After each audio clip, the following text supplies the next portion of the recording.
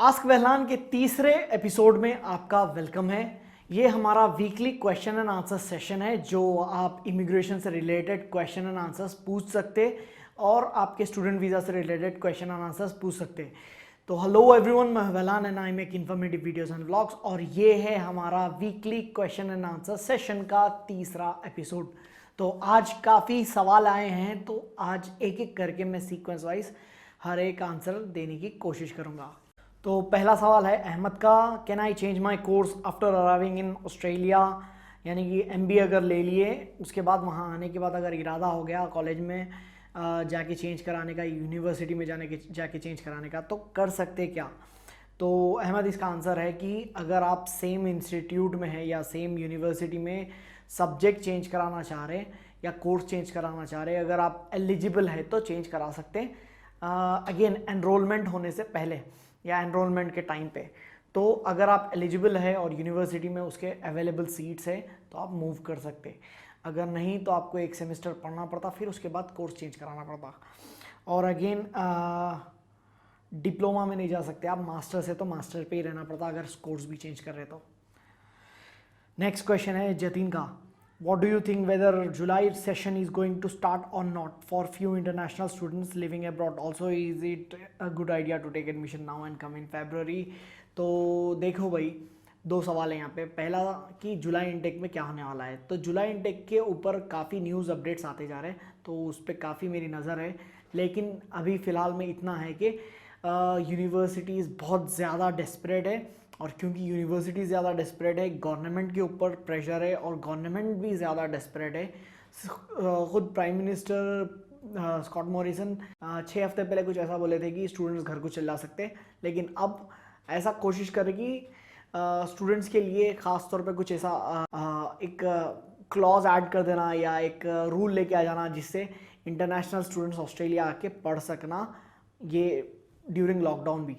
लेकिन ये सिचुएशन काफ़ी ज़्यादा कॉम्प्लिकेटेड है, क्योंकि अगर ऑस्ट्रेलियन गवर्नमेंट भी जो स्टूडेंट्स, इंटरनेशनल स्टूडेंट्स जिसका ऑलरेडी वीज़ा है या जो न्यू वीज़ा जिन लोग स्टूडेंट्स को मिल गया, उनको बुलाना भी चाह रही, तो भी इंडिया से फ़्लाइट्स जाना प्रॉब्लम है, क्योंकि इंडिया से फ़्लाइट्स नहीं निकलते अभी फ़िलहाल। तो मेरे हिसाब से जुलाई इनटेक के स्टूडेंट्स अगर ऑस्ट्रेलियन गवर्नमेंट परमिट भी कर दी तो भी स्टक है जुलाई इनटेक के स्टूडेंट्स। जब तक आप जो कंट्री में है वो कंट्री में से आपको फ्लाइट से ट्रैवल रेस्ट्रिक्शंस ओपन होना वो कंट्री से ऑस्ट्रेलिया के लिए, तो जब तक आप स्टक है ऑलरेडी, तो मेरे हिसाब से नवंबर इनटेक, जुलाई इनटेक स्किप करने में बेहतरी है।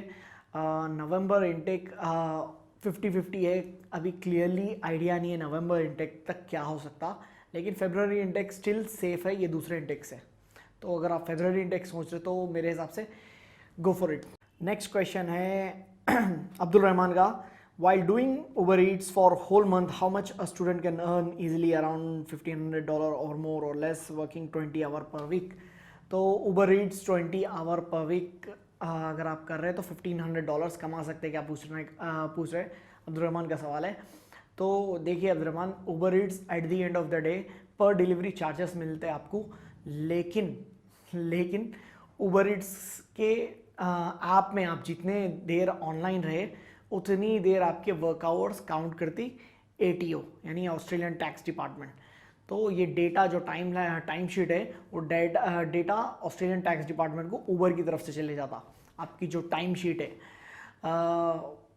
अगर उसके ऊपर और डिस्कशन में गए तो उसका एक अलग वीडियो बनता, तो वो वीडियो वो साइड में रख के Uber Eats पर डिलीवरी चार्जेस मिलते हैं आपको, पर आवर का हिसाब कुछ भी नहीं है। तो अगर आप 20 आवर पर 2 दिन में भी कर सकते, 1 हफ्ते में भी कर सकते, या फिर पीक आवर रहता जहाँ पे मेन उबर के डिलीवरीज होते, यानी लंच टाइम रहता या डिनर टाइम रहता, तो ये टाइम पे अगर आप Uber Eats कर रहे तो अगेन आपको चांसेस है कि 20 आवर का $20-25 के बीच में एवरेज जाने का Uber Eats। तो Uber Eats की इनकम अगेन डे के वाइज से भी चेंज होती, तो एक हाईली फ्लेक्सिबल रेंज है ये, कभी बहुत ज़्यादा कमाते कभी कम, तो इसका एक स्टैंडर्ड नंबर नहीं दे सकते, लेकिन $1,500 सेफ रेंज है अगर आप 20 आवर पर वीक कर रहे। अगर मैं $20 से भी अगर कैलकुलेट करा, $1,500 पॉसिबल है एक महीने में, बट अगेन कभी कम भी कमा सकते हैं आप, कभी ज़्यादा भी कमा सकते हैं। ओके, नेक्स्ट क्वेश्चन है अदनान हसीब का। अगर $20 से 20 आवर पर वीक कमा रहे तो 800 से $1200 कैसा कमाते हैं?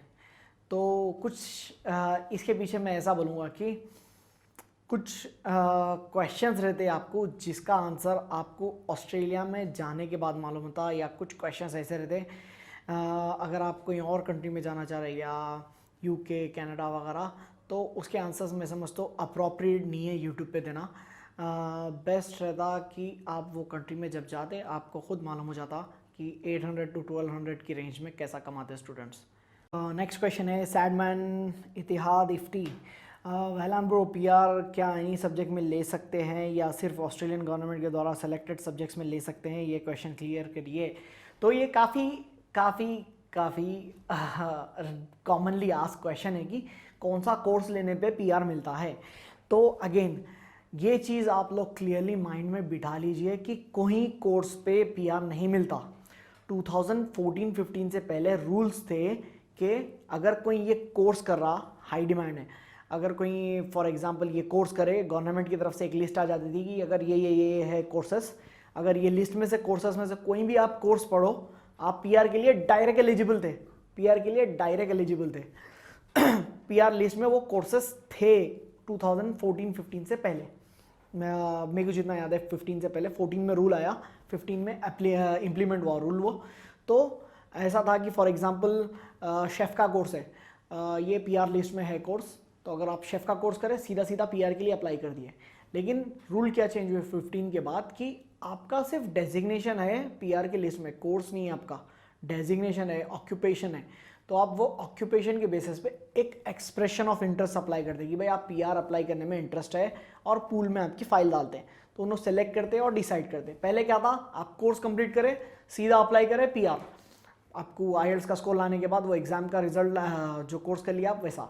तो कोर्सेस थे उस टाइम पे, अब कोर्सेस नहीं है, सिर्फ ऑक्यूपेशंस है। तो ऐसा कोई भी कोर्स नहीं है पीआर की लिस्ट में।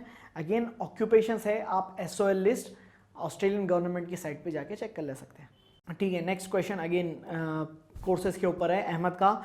पीआर के बारे में, पीआर के लिए कौन से सब्जेक्ट्स अच्छे हैं, किस बैकग्राउंड्स के स्टूडेंट्स को फ्यूचर में जाके सब्जेक्ट्स के बजाय ज़्यादा प्रायोरिटी मिलेगी?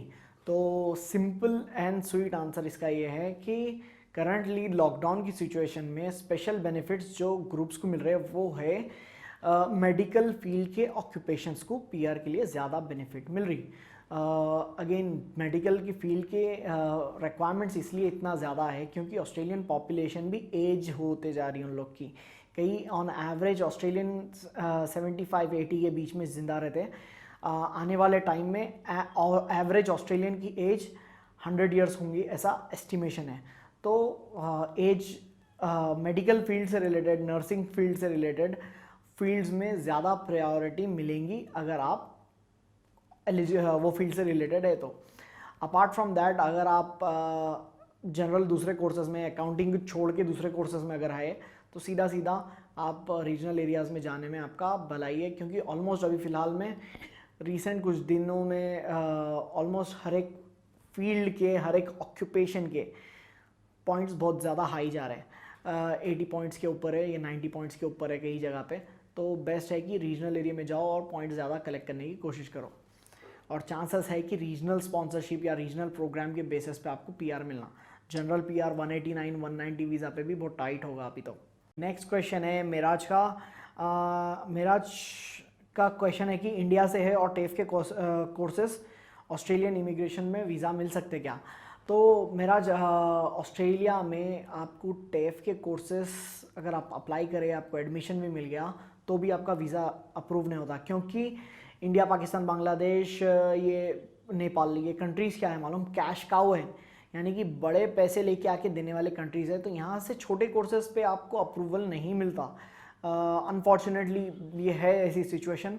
मैं कुछ लोगों को देखा कि ब्राज़ील से है और टर्की से है, ये लोग $2000 पर सेमेस्टर की फ़ीस पे भी ऑस्ट्रेलिया में एडमिशन ले लिए यूनिवर्सिटीज़ में। यानी कि मतलब $2000 पर सेमेस्टर की बात कर रहे हैं। यहाँ हमारे स्टूडेंट्स जो ये कंट्री से, हमारे कंट्री से जाते हैं, $10,000 के ऊपर की यूनिवर्सिटीज़ रहते हैं इन जनरल। अगर सस्ती मिल गई तो भी यही रेंज में रहती आमतौर पे। लेकिन वो दूसरे कंट्रीज़ के लिए इतने बड़े लेवल पे स्टूडेंट्स नहीं जाते ऑस्ट्रेलिया को, तो उन लोग के लिए ये छोटे कोर्सेस में भी उन लोग को एडमिशन मिल जाता। लेकिन हमारे यहाँ पे ऐसे टेफ के कोर्सेज या डिप्लोमा कोर्सेज पे हमारे पास से एडमिशन तो मिल जाता, लेकिन वीज़ा नहीं लगता। नेक्स्ट क्वेश्चन है गुरजोत सिंह का, is that good to come in November intake. तो जैसा कि मैं बोला थोड़ी देर पहले कि नवंबर इनटेक 50-50 है। आप सिर्फ डिलेमा में स्टक हो जाते हैं कि जाना या नहीं जाना, जाना या नहीं जाना। तो बेस्ट है फरवरी इनटेक के लिए ट्राई कर लेना, स्वीट एंड सिंपल, सुकून से जाओ। जब तक आपको हर चीज़ की क्लैरिटी मिल जाती, लॉकडाउन रेस्ट्रिक्शंस वगैरह टेंशन नहीं रहता आपको, तो वेट फॉर फरवरी इनटेक मेरे हिसाब से। नेक्स्ट क्वेश्चन है उमर का, is this will be a right time to study and work in Australia. तो अगेन मैं जैसा कि बोला आपको, इसका आंसर मैं ऑलरेडी दे दिया। करंटली वर्क करना लाइफ ऑस्ट्रेलियन गवर्नमेंट के स्टैटिस्टिक्स आए आज सुबह का आर्टिकल है, मैं पढ़ा कि करीब 5.5 लाख जॉब्स ऑस्ट्रेलिया में चले गए सिर्फ अप्रैल 2020 के टाइम पे। तो ऑब्वियसली जॉब करने के लिए बेस्ट टाइम नहीं है ऑस्ट्रेलिया में। रही बात स्टडीज़ की, तो आप प्रीमियम फीस पे कर रहे हैं ऑस्ट्रेलियन यूनिवर्सिटीज़ को as a student, and again आप प्रीमियम फीस पे करने के बाद ऑस्ट्रेलियन यूनिवर्सिटीज़ को आपको ऑनलाइन क्लासेस मिल रहे, वो भी जूम पे। जिन लोगों को नहीं मालूम, जूम एक प्रॉपर प्लेटफॉर्म नहीं है, एक काइंड ऑफ जुगाड़ वाला प्लेटफॉर्म है जूम का, जो यूनिवर्सिटीज़ को प्रोवाइड हो गया। एक प्रॉपर प्लेटफॉर्म नहीं है जूम की online classes, exclusively online classes के लिए नहीं है, कोई और दूसरे अलग अलग प्लेटफॉर्म्स है जो बेटर ख़ास तौर पे यूनिवर्सिटीज़ के लिए डिज़ाइन करे हुए हैं। जूम में सिर्फ एक एडिशनल फीचर ऐड कर दिया हुआ है कि ऑनलाइन क्लासेस ले सकते हैं आप इसमें बोल के। तो जूम एक लो क्वालिटी क्लासेस है मेरे हिसाब से। तो मेरे हिसाब से ना पढ़ने के लिए एक सही टाइम है ऑस्ट्रेलिया में करंटली, ना काम करने के लिए एक सही टाइम है। तो बेस्ट है रुक जाओ, कुछ 1 या 2 सेमेस्टर वेट करने में फ़ायदा है आपका। नेक्स्ट क्वेश्चन है मुर्तुज़ा का, एडिलेड सिटी कैसा है पीआर के हवाले से, पीआर हो जाती है कि स्टूडेंट्स की। तो एडिलेड एक बेटर ऑप्शन है सिडनी और मेलबर्न से, बहुत ज़्यादा बेटर ऑप्शन है। पीआर के लिए आपको रीजनल नॉमिनेशन के चांसेस है, एडिलेड के जो साउथ ऑस्ट्रेलिया के नॉमिनेशंस है उसमें आपके चांसेस है। अगेन आपको पॉइंट्स भी एक्स्ट्रा मिलते हैं आपके स्टडीज़ के, तो आप कंपैरेटिवली सिडनी और मेलबर्न से पीआर के चांसेस ज़्यादा है एडिलेड में और दूसरे रीजनल एरियाज़ में। बट अगेन गारंटी कोई भी किसी चीज़ की नहीं ले सकता। अगेन आपको पॉइंट स्कोर करना पड़ता है at the end of the day, points requirement आप मीट करना, और वो टाइम पे कंपटीशन के हिसाब से पॉइंट रिक्वायरमेंट में जाना। बट सिडनी मेलबर्न के जो पॉइंट रिक्वायरमेंट्स जो पॉइंट्स मिलते हैं आपको, उससे ज़्यादा पॉइंट्स तो यहाँ पे कलेक्ट हो जाते हैं आपसे पढ़ने पे। अबू बकर का क्वेश्चन है कि which state course is best for a science students for employment sponsorship PR. तो जैसा कि मैं बोला कि ट्रेड कोर्स की अगर आप बात करें तो इंडिया से आपका वीज़ा नहीं लग सकता ट्रेड कोर्स पे। अगर आप ऑलरेडी पोस्ट स्टडी पे है उधर ऑस्ट्रेलिया में, या फिर आप कोई और वीज़ा पे ऑस्ट्रेलिया में है, तो अब अगर आप ट्रेड कोर्स पे अप्लाई कर रहे हैं तो वहाँ पे चांसेस लगने के है, बट इंडिया से बिल्कुल चांसेस नहीं है आपको ट्रेड कोर्स लगने के। तो ये था हमारा आज का एपिसोड। उम्मीद है आपको इससे कुछ सीखने को मिला होगा और ये वीडियो पसंद आया होगा। ये वीडियो अपने दोस्तों के साथ फेसबुक और व्हाट्सएप पे शेयर करिए, ये वीडियो को लाइक करिए। अगर आप मेरा चैनल वहलान सब्सक्राइब नहीं करें तो इसको सब्सक्राइब करिए और बेल आइकन दबा के रखिए, कभी भी वीडियो आया तो आपको पहले अपडेट मिल जाता। तो आज के लिए सिर्फ इतना ही। That's all for today, see you next time.